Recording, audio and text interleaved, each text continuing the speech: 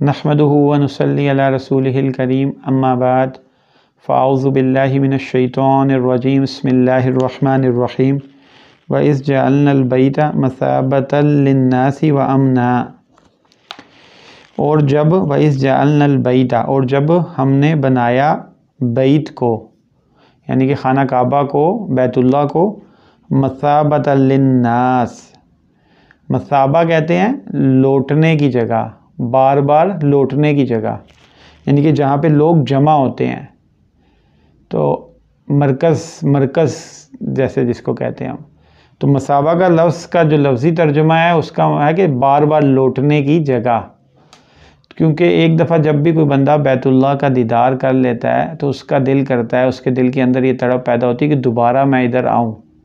اور یہ تڑپ جتنی دفعہ بندہ انسان دیدار کر لیتا ہے اتنی بڑھتی جاتی ہے اللہ آپ کو بیت اللہ لے جائے اور اس گھر کا جلال دکھائے اور جمال دکھائے تو بار بار انسان کی محبت بڑھتی جاتی ہے۔ اچھا دنیا میں انسان جب ہوتا ہے تو بہت زیادہ خوبصورت جگہیں بھی ہیں اور اچھی سے اچھی جگہ بھی آپ چلے جاؤ لیکن آپ ایک دفعہ جاؤ گے دوبارہ جاؤ گے تو شوق کم ہوتا جائے گا، پہلی بار زیادہ ہوگا، دوسری بار اور کم ہوگا، تیسری بار اور کم ہوگا، آہستہ آہستہ آپ کا دل ہی نہیں کرے گا۔ کوئی کہے یار وہاں چلتے ہیں، آپ کہو گے یار وہاں جا کے کیا کرنا ہے، اتنی دفعہ تو دیکھی ہوئی ہے جگہ۔ لیکن یہ بیت اللہ کے گھر کی خصوصیت ہے کہ جتنا بندہ یہاں جاتا ہے اس کے دل میں دوبارہ تڑپ پیدا ہوتی ہے کہ میں دوبارہ ادھر جاؤں۔ تو یہ اللہ نے ایک خصوصیت رکھی ہے اپنے گھر کی، ایک عجیب وہاں جا کے سکون اور لطف آتا ہے۔ اور یہ بیت اللہ کا حج قبول ہونے کی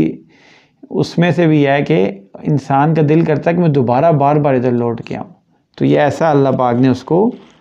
مقبولیت دی ہے کیونکہ اللہ کا بیت اللہ ایسا زبردست قسم کی جگہ ہے۔ تو اللہ پاک فرما رہے ہیں کہ جب ہم نے بنایا اس گھر کو لوگوں کے لیے جمع ہونے کی جگہ مرکز بنایا وہ امنا اور امن کی جگہ بنایا، یعنی کہ وہاں پہ بیت اللہ کے آس پاس کے ایریے میں لڑائی جھگڑا قتل و قتال حتیٰ کہ جانوروں کا شکار اور بہت ساری چیزوں کی پابندی ہے، تو امن کا اللہ تعالیٰ نے وہاں پہ امن دیا۔ اور حتیٰ کہ مشرکین مکہ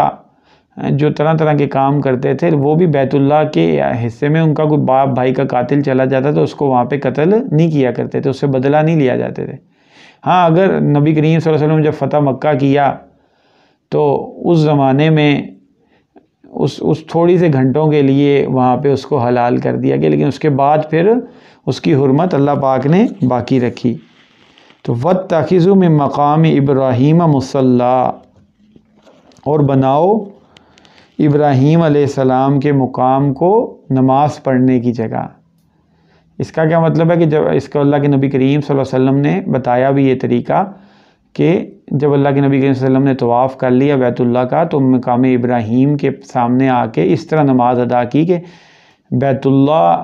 اور نبی کریم صلی اللہ علیہ وسلم کے سامنے مقام ابراہیم تھا، اس کو اپنے سامنے کر لیا۔ تو پھر بتایا یہ آیت پڑھی کہ اس طرح اس کو مصلی بناؤ۔ مقام ابراہیم کیا تھا کہ جب ابراہیم علیہ السلام نے بیت اللہ کو بنایا، اس کی بنیاد اٹھائی تو ایک پتھر کے اوپر کھڑے ہو کے اس کو بناتے تھے اور وہ پتھر ساتھ ساتھ اوپر بھی ہوتا جاتا تھا، تو اس پتھر کے اوپر ان کے پاؤں کے نشانات بھی باقی تھے، تو اللہ تعالیٰ نے اس پتھر کو محفوظ کروا دیا اور ابھی بھی ہم جب بھی جاتے ہیں تو وہاں بھی وہ پتھر موجود ہے۔ پہلے تو بیت اللہ کی دیوار کے بالکل ساتھ تھا، اب اس کو تھوڑے فاصلے پہ کر دیا گیا ہے اور